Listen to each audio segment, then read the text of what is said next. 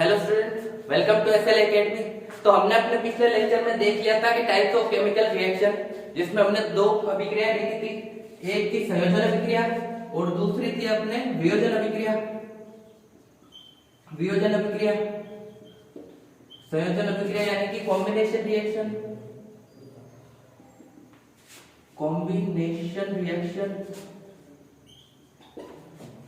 और वियोजन अभिक्रिया को हम बोलते हैं डीकंपोजिशन, डीकंपोजिशन रिएक्शन। ठीक है, तो संयोजन अभिक्रिया में क्या हुआ था, हमारे पास क्या थे, दो रिएक्टेंट थे,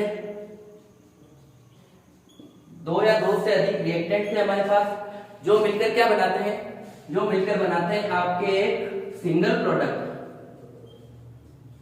सिंगल प्रोडक्ट। संयोजन अभिक्रिया में होते हैं हमारे पास दो रिएक्टेंट, दो या दो से ज्यादा रिएक्टेंट जो जुड़ते हैं और बनाते हैं क्या, एक सिंगल प्रोडक्ट बनाते हैं। ध्यान रखिएगा, रिएक्टेंट दो से ज्यादा हो सकते हैं आपके पास, लेकिन प्रोडक्ट आपका सिंगल ही रहेगा। संयोजन अभिक्रिया में प्रोडक्ट एक से ज्यादा नहीं बनते हैं। ठीक है, अब बात आती है वियोजन अभिक्रिया की। वियोजन अभिक्रिया में हमने देखा हमारे पास एक ही रिएक्टेंट था, एक रिएक्टेंट था हमारे पास, एक रिएक्टेंट मिलकर बना रहा था क्या, दो या दो से ज्यादा प्रोडक्ट बना रहा था। अब अगेन यहां पर चीज आती है कि रिएक्टेंट हमारे पास एक ही होगा वियोजन अभिक्रिया में। आपके पास रिएक्टेंट एक ही होगा, लेकिन प्रोडक्ट दो या दो से ज्यादा भी बन सकते हैं। प्रोडक्ट तीन भी बन सकते हैं, प्रोडक्ट चार भी बन सकते हैं, प्रोडक्ट दो भी बन सकते हैं, लेकिन जो रिएक्टेंट होगा आपका वियोजन अभिक्रिया में वो हमेशा एक ही होगा। चलिए फिर अगली रिएक्शन की बात करते हैं हम। अगली रिएक्शन है हमारे विस्थापन अभिक्रिया यानी कि डिस्प्लेसमेंट रिएक्शन। अगली रिएक्शन है आपके डिस्प्लेसमेंट रिएक्शन यानी कि विस्थापन अभिक्रिया, विस्थापन अभिक्रिया। तो देखिए विस्थापन अभिक्रिया में होता क्या है, विस्थापन अभिक्रिया में दो तरह के तत्व होते हैं, एक होता है अधिक क्रियाशील, एक होता है अधिक क्रियाशील तत्व, अधिक क्रियाशील, और एक होते हैं कम क्रियाशील तत्व, कम क्रियाशील तत्व। अधिक क्रियाशील तत्व क्या करेंगे, अधिक क्रियाशील तत्व जो कम क्रियाशील तत्व होगा उसको विस्थापित कर देंगे, यानी कि उसको अपनी जगह से हटा देंगे। अधिक क्रियाशील तत्व कम क्रियाशील तत्व का स्थान ले लेंगे। ठीक है, तो हमने क्या देखा, अधिक क्रियाशील तत्व, अधिक क्रियाशील तत्व कम क्रियाशील तत्व को विस्थापित कर देते हैं। कम क्रियाशील तत्व को क्या करते हैं, कम क्रियाशील तत्व को विस्थापित करते हैं। चलिए ठीक है, ये चीज हो गई आपके, विस्थापित कर देते हैं। अब बात आती है कि सर हमें कैसे पता चलेगा कि कौन सा तत्व अधिक क्रियाशील है और कौन सा तत्व कम क्रियाशील है। तो इसके लिए हम देखते हैं सक्रियता सारणी आपकी। उससे पहले आपको एक ट्रिक देखनी है जिसकी सहायता से आप सक्रियता सारणी को याद कर सकते हो। सबसे पहले आपको ये चीज याद करनी है, सिंपली एक लाइन है कि काशीनाथ का माली, काशीनाथ का माली आलू जरा फीके पकाता है, आलू जरा फीके पकाता है,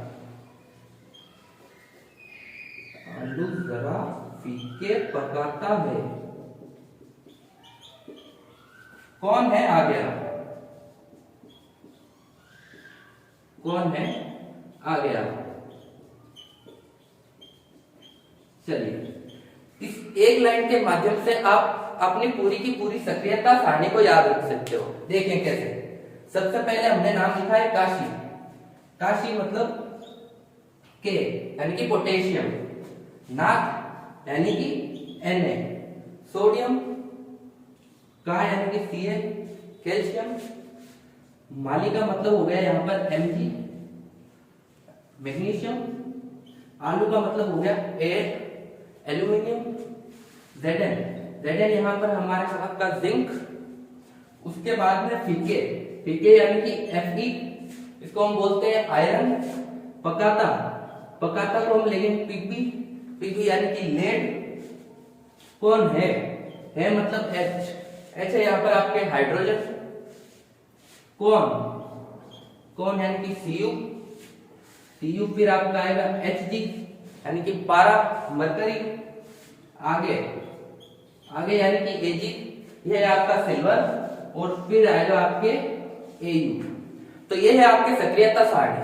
अब देखें सक्रियता सारणी में जैसे जैसे हम आगे बढ़ते जाते हैं वैसे वैसे तत्वों की क्रियाशीलता क्या होती है, घटती जाती है। मतलब जो तत्व सबसे पहले आएगा उसकी क्रियाशीलता सबसे ज्यादा होगी, और जैसे जैसे हम आगे बढ़ते जाएंगे तत्वों की क्रियाशीलता क्या होगी, घटती जाएगी। चलिए ठीक है, अब हम लेते हैं एग्जांपल विस्थापन अभिक्रिया का। तो मैंने एक रिएक्शन ले ली कि Zn प्लस CuSO4, ये मिलकर क्या बनाएंगे। अब देखिए तत्व आपके पास दो आपके दिए हुए Cu और Zn, हमें देखना है कौन सा तत्व ज्यादा क्रियाशील है और कौन सा तत्व कम क्रियाशील है आपके। तो हम देखेंगे सबसे पहले क्रियाशीलता सारणी में जो सबसे पहले आएगा वो ज्यादा क्रियाशील होगा। तो क्रियाशीलता सारणी क्या है आपके, काशीनाथ का माली आलू जरा यानी कि Zn, आलू जरा फीके पकाता है, फिर आता है कौन है, आगे आओ कौन यानी कि कॉपर, मतलब Cu नीचे आ रहा है Zn से, Zn के बाद आ रहा है Cu, मतलब कॉपर क्या होगा, कम क्रियाशील, कॉपर तत्व होगा कम क्रियाशील, और Zn क्या होगा, अधिक क्रियाशील है Zn। तो हमने क्या बोला था, अधिक क्रियाशील तत्व कम क्रियाशील तत्व को विस्थापित कर देता है, यानी कि उसकी जगह कम क्रियाशील तत्व की जगह आ जाएगा ज्यादा क्रियाशील तत्व। तो हमारे पास रिएक्शन क्या थी, Zn प्लस CuSO4। अब Zn भाई अधिक क्रियाशील है तो Zn अपना प्रोडक्ट पहले बनाएगा, तो Zn यहाँ पर क्या प्रोडक्ट बनाएगा, Cu का स्थान ले लेगा, तो प्रोडक्ट क्या बनेगा आपके ZnSO4 और प्लस आपके क्या होगा Cu, ठीक है। उसके बाद में हम इसका एक और एग्जांपल लेते हैं, Fe plus CuSO4। Again reaction में हमें देखनी है सक्रियता सारणी, तत्व दो है हमारे पास Fe और Cu है, हमें देखना है कौन सा तत्व पहले आता है, जो तत्व पहले आएगा वो ज्यादा क्रियाशील होगा। तो सक्रियता सारणी हम फिर से बोलते हैं, काशीनाथ का माली आलू जरा फीके यानी कि Fe आ गया, Fe फीके पकाता है कौन यानी कि Cu आ गया है, अधिक और कम। Fe मतलब आगे आया तो इसकी क्रियाशीलता क्या होगी, Cu से अधिक होगी। चलिए ठीक है, तो हमने ये देख लिया कि Fe अधिक क्रियाशील है Cu से, आयरन ज्यादा क्रियाशील है कॉपर से। तो यहाँ पर प्रोडक्ट क्या बनेगा आपका, ये कॉपर को विस्थापित कर देगा, आयरन यहाँ पर प्रोडक्ट बनेगा आपके यहाँ पर FeSO4 प्लस में आपके पास क्या होगा Cu। चलिए ठीक है, ये हो गई आपके विस्थापन अभिक्रिया। विस्थापन अभिक्रिया में आपको सिर्फ दो ही चीजें देखनी होगी, एक अधिक क्रियाशील तत्व कौन सा है और दूसरा कम क्रियाशील तत्व कौन सा है, ठीक है। तो चलिए आपकी विस्थापन अभिक्रिया हो गई कंप्लीट। अब हमें देखनी है क्या, द्विविस्थापन अभिक्रिया। द्विविस्थापन आपको नाम से पता चलता है, मतलब इसमें विस्थापन होना है दो बार, मतलब दो आयनों का स्थानांतरण होना है। इसमें क्या होता है, दो सीधा आयनों का स्थानांतरण होता है, इसमें आयनों का स्थानांतरण या आदान प्रदान होता है इसमें। मतलब जो अभिकारक है उसमें आपके क्या होगा, आयन एक्सचेंज होंगे, आयन इधर उधर होंगे, आयनों का स्थानांतरण होगा। आयन एक यहाँ पर हमने एग्जांपल के लिए एक रिएक्शन ले ली NaSO4 प्लस BaCl2। यहाँ पर क्या हो रहा है, आयन एक्सचेंज हो रहे हैं। पहला आपके पास आयन क्या था Na, ये रिएक्टेंट है आपके NaSO4, इसमें आपके पास आयन कौन सा दिया हुआ है Na यहाँ पर एक्सचेंज हो रहा है, Cl के साथ अपना प्रोडक्ट बना रहा है। और दूसरा रिएक्टेंट है आपके BaCl2 में आयन आपका कौन सा दिया हुआ है Ba, जो अपना SO4 के साथ रिएक्शन करके आपका नया प्रोडक्ट बना रहा है। चलिए ये हो गया आपके द्विविस्थापन अभिक्रिया। द्विविस्थापन के बाद हम आते हैं ऑक्सीडेशन एंड रिडक्शन यानी कि उपचयन और अपचयन, उपचयन और अपचयन अभिक्रिया, उपचयन और अपचयन अभिक्रिया। उपचयन को हम इंग्लिश में बोलते हैं ऑक्सीडेशन, ऑक्सीडेशन, या फिर इसका एक अन्य नाम होता है ऑक्सीकरण अभिक्रिया, ऑक्सीकरण अभिक्रिया। तो देखिए ऑक्सीकरण अभिक्रिया नाम से पता चल रहा है, नाम में आपके क्या जुड़ा हुआ है, ऑक्सीकरण, नाम में ऑक्सीजन जुड़ा हुआ है आपके। तो इस अभिक्रिया में क्या होगा, एक रिएक्टेंट में क्या जुड़ेगा, ऑक्सीजन जुड़ेगा। देखिए ऑक्सीकरण अभिक्रिया क्या होती है, O2 यानी कि ऑक्सीजन का जुड़ना, या फिर इसमें एक कंडीशन होती है, या तो ऑक्सीजन जुड़ेगी या फिर क्या होगी, हाइड्रोजन माइनस होगी, हाइड्रोजन का घटना। अगर किसी अभिक्रिया में आपके ऑक्सीजन जुड़ रही है तो उसको हम ऑक्सीकरण अभिक्रिया बोलेंगे। ये तो हम नाम को देख के ही बता सकते हैं, नाम में ऑक्सीजन जुड़ा हुआ है तो इस अभिक्रिया में भी क्या होगा, ऑक्सीजन जुड़ेगा या फिर क्या होगा, हाइड्रोजन घटेगा यानी कि हाइड्रोजन माइनस होगा। अगली अभिक्रिया आती है अपचयन अभिक्रिया, अपचयन अभिक्रिया। अपचयन अभिक्रिया आपके ऑक्सीकरण अभिक्रिया की बिल्कुल अपोजिट है यानी कि बिल्कुल विपरीत है।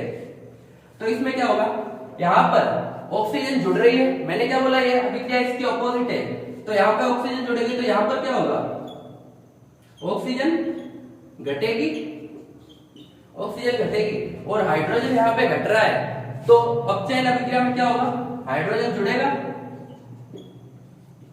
हाइड्रोजन का जुड़ना, हाइड्रोजन का जुड़ना, ये होगी आपके उपचयन और अपचयन अभिक्रियाएं। उपचयन अभिक्रिया को हम क्या बोलते हैं, ऑक्सीकरण अभिक्रिया बोलते हैं, उसका एक अन्य नाम है ऑक्सीकरण अभिक्रिया। नाम में ऑक्सीजन जुड़ा है तो अभिक्रिया में भी क्या होगा, ऑक्सीजन जुड़ेगा या फिर हाइड्रोजन क्या होगा, घटेगा। उसके बाद आती है अपचयन अभिक्रिया। अपचयन अभिक्रिया मैंने क्या बोला, ऑक्सीकरण अभिक्रिया के बिल्कुल विपरीत होती है। तो इसमें क्या होगा, अगर ऑक्सीकरण अभिक्रिया में ऑक्सीजन जुड़ रहा है तो अपचयन अभिक्रिया में क्या होगा, उसका उल्टा होगा यानी कि ऑक्सीजन क्या होगी, घटेगी, या फिर हाइड्रोजन, यहाँ पर हाइड्रोजन घट रही थी तो यहाँ पर क्या होगा, इसका ऑपोजिट होगा यानी कि हाइड्रोजन इसमें जुड़ेगी। और अगर ये दोनों अभिक्रियाएं साथ में होती है तो उस रिएक्शन को हम बोलते हैं रेडॉक्स रिएक्शन। इन दोनों अभिक्रियाओं को, इन दोनों अभिक्रियाओं को हम सम्मिलित रूप से रेडॉक्स अभिक्रियाएं बोलते हैं। इन दोनों अभिक्रियाओं को सम्मिलित रूप से क्या बोलते हैं, रेडॉक्स, रेडॉक्स रिएक्शन बोलते हैं यानी कि रेडॉक्स अभिक्रियाएं बोलते हैं। अब देखते हैं हम रेडॉक्स अभिक्रियाओं के कुछ उदाहरण। रेडॉक्स अभिक्रिया के उदाहरण में पहला हम एग्जांपल लेंगे CO प्लस H जी। तो हमें एग्जांपल देखना था किसका, रेडॉक्स रिएक्शन का। तो मैंने अपने पास दो रिएक्टेंट क्या लिए, पहला मैंने रिएक्टेंट अपने पास लिया CO और दूसरा अपने पास रिएक्टेंट है क्या, H2। ये क्या करेंगे, तो देखिए ऑक्सीकरण और अपचयन अभिक्रिया यहाँ पर दोनों हो रही है। मैंने क्या बोला, हाइड्रोजन का जुड़ना क्या होती है, अपचयन अभिक्रिया होती है। तो यहाँ पे अपचयन किसका होगा, CO का होगा, CO का अपचयन होगा, क्या बनेगा, Cu बनेगा, H2 जुड़ेगा या फिर ऑक्सीजन का घटना। तो यहाँ पर अपचयन किसका हो रहा है, CO यानी कि कॉपर ऑक्साइड का अपचयन हो रहा है और प्रोडक्ट क्या बन रहा है, आपके कॉपर बन रहा है। और यहाँ पर दूसरी चीज आती है हाइड्रोजन का जुड़ना, लेकिन यहाँ पर क्या हो रहा है, हाइड्रोजन में ऑक्सीजन जुड़ रही है। भाई हाइड्रोजन का जुड़ना अपचयन अभिक्रिया है, लेकिन यहाँ पर हाइड्रोजन के अंदर ही ऑक्सीजन जुड़ रही है। तो इस हाइड्रोजन का तो क्या हो गया, इस हाइड्रोजन का आपके ऑक्सीकरण होगा, हाइड्रोजन का खुद का यहाँ पर क्या होगा, ऑक्सीकरण हो जाएगा और इससे क्या बन जाएगा, पानी, जल बन जाएगा यानी कि H2O। देखिए रिएक्शन समझ लीजिए आप, CO है हमारे पास रिएक्टेंट है, इसमें H2 जुड़ रहा है यानी कि हाइड्रोजन जुड़ रहा है। हाइड्रोजन का जुड़ना एक अपचयन अभिक्रिया है, अपचयन हो रहा है यहाँ पर CO का, किसमें, Cu में है। मैं आपके लिख देता हूं, यहाँ पे क्या हो रहा है, अपचयन, अपचयन हो रहा है CO यानी कि कॉपर के ऑक्साइड का अपचयन हो रहा है और क्या प्रोडक्ट बन रहा है, कॉपर बन रहा है। और यहाँ पर हाइड्रोजन का क्या हो रहा है, ऑक्सीकरण हो रहा है। हाइड्रोजन का हो रहा है आपके ऑक्सीकरण, मतलब हाइड्रोजन के अंदर ऑक्सीजन जुड़ रही है आपके। चलिए अब इस रिएक्शन को हम सम्मिलित रूप से बोलते हैं रेडॉक्स रिएक्शन। अब हम देखेंगे हमारे दैनिक जीवन में रेडॉक्स रिएक्शन के क्या क्या परिणाम होते हैं। तो सबसे पहले इसमें टॉपिक आता है संक्षारण।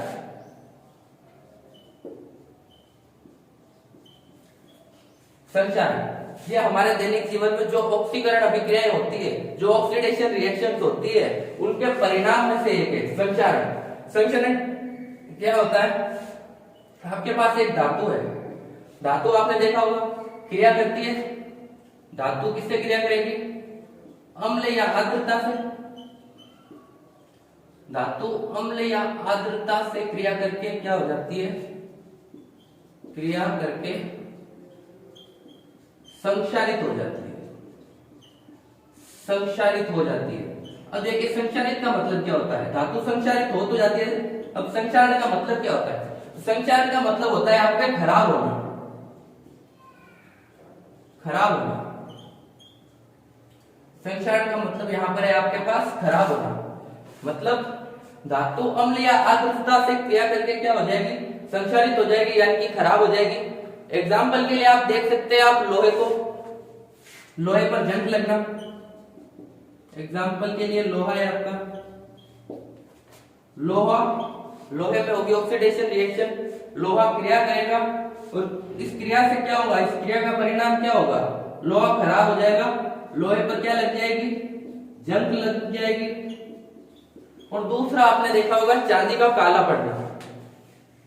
चांदी काली पड़ती है किससे, चांदी के काले पड़ने का रीजन क्या है, चांदी के काले पड़ने का रीजन है ऑक्सीडेशन रिएक्शन यानी कि ऑक्सीकरण अभिक्रिया। दूसरा उदाहरण है आपके चांदी का काला पड़ना, काला पड़ना। और तीसरा उदाहरण है आपका कॉपर पर हरी परत, कॉपर पर हरी परत आ जाना, तांबे पर हरी परत आना, तांबे पर हरी परत आना। तो चलिए संक्षारण का मतलब हमने समझ लिया। संक्षारण का मतलब क्या होता है, खराब होना होता है। धातुएं खराब कैसे होती है, धातु क्रिया करेगी किससे, अम्ल से या फिर आर्द्रता से, मतलब मेटल्स रिएक्शन करेंगे किससे, एसिड से या फिर ह्यूमिडिटी से, क्रिया करके क्या होंगे, संक्षारित होंगे यानी कि खराब हो जाएंगे। अब धातुएं खराब कैसे होती है, धातु का खराब होने का पहला एग्जांपल है आपके लोहे पर जंग लगना। लोहा, लोहे में होगी ऑक्सीकरण अभिक्रिया, जिसके परिणाम स्वरूप क्या होगा, लोहे पर जंग लग जाएगी। आगे आपके चांदी का काला पड़ना, ये भी ऑक्सीकरण अभिक्रिया का ही परिणाम है कि चांदी काली पड़ जाती है। और तीसरा आपके उदाहरण हमने देखा था कॉपर पर हरी परत आना, ये भी आपके एक परिणाम है किसका, ऑक्सीकरण अभिक्रिया का।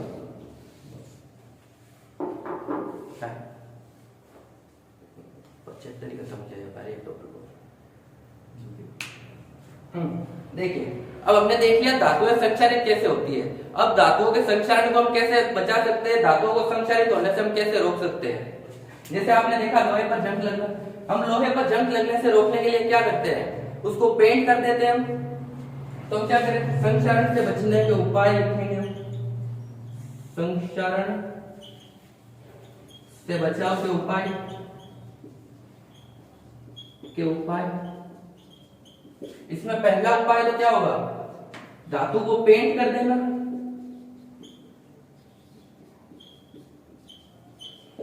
धातु को पेंट करना आपका पहला उपाय।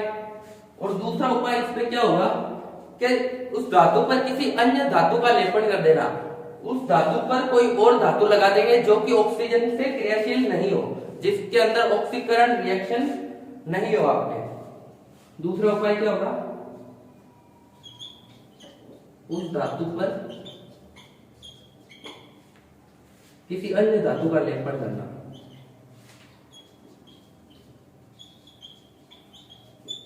किसी अन्य धातु का लेपन मतलब उस धातु पर किसी अन्य धातु की परत चढ़ा देंगे जो कि ऑक्सीजन से क्रियाशील नहीं हो, तो वो धातु क्या होगी, संक्षारण से बच जाएगी। और दूसरा उपाय है कि हम उस धातु को पेंट कर देंगे, यानी कि लोहे पर जंग लगना।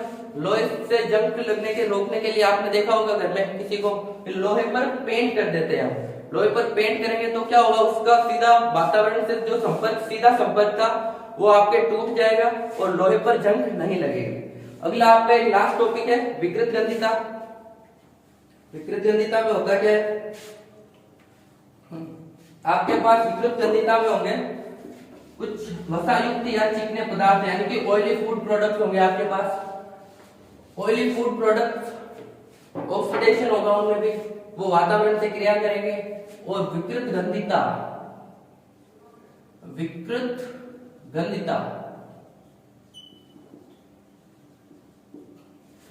विकृत का मतलब भी खराब होना है। और गंधिता एक शब्द से बनी है गंध, यानी कि स्मेल। गंधिता शब्द का मतलब होता है स्मेल। अब विकृत गंधिता होती क्या है, आपके पास कोई तेलीय या वसायुक्त पदार्थ, वसायुक्त खाद्य पदार्थ ले लिए हम, यहां पर लेंगे वसायुक्त खाद्य पदार्थ। आपके पास मैंने क्या दे दिया, तेलीय या वसायुक्त खाद्य पदार्थ है। यह क्या होंगे, अयु से अभिक्रिया करके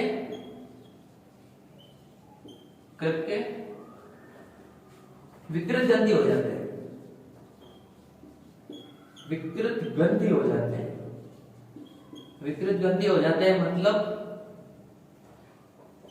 इनका जो स्मेल होगा, इनकी जो सुगंध होगी वो चेंज हो जाएगी। और प्लस इसमें क्या होगा, इसमें आपके खाने की चीजों का जो स्वाद होता है उसमें भी परिवर्तन आ जाएगा। तो क्या होता है इसमें, अर्थात खाद्य पदार्थों की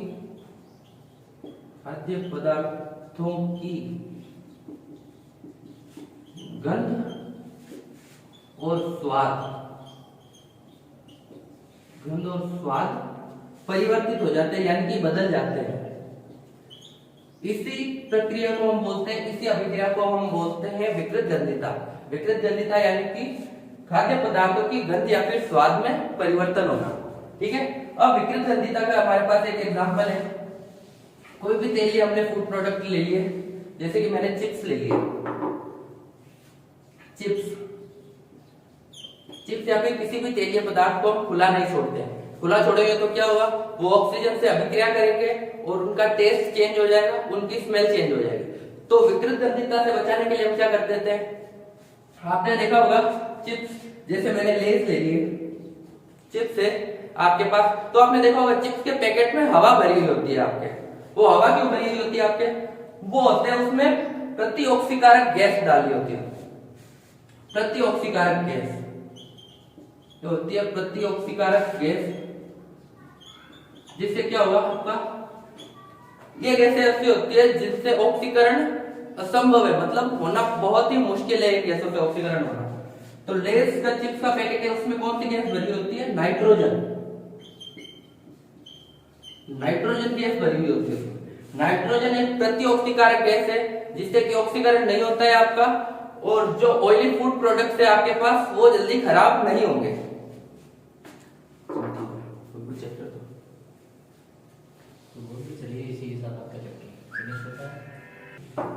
तो चलिए इसी के साथ आपका चैप्टर विधिवत तरीके से क्या होता है, कंप्लीट होता है।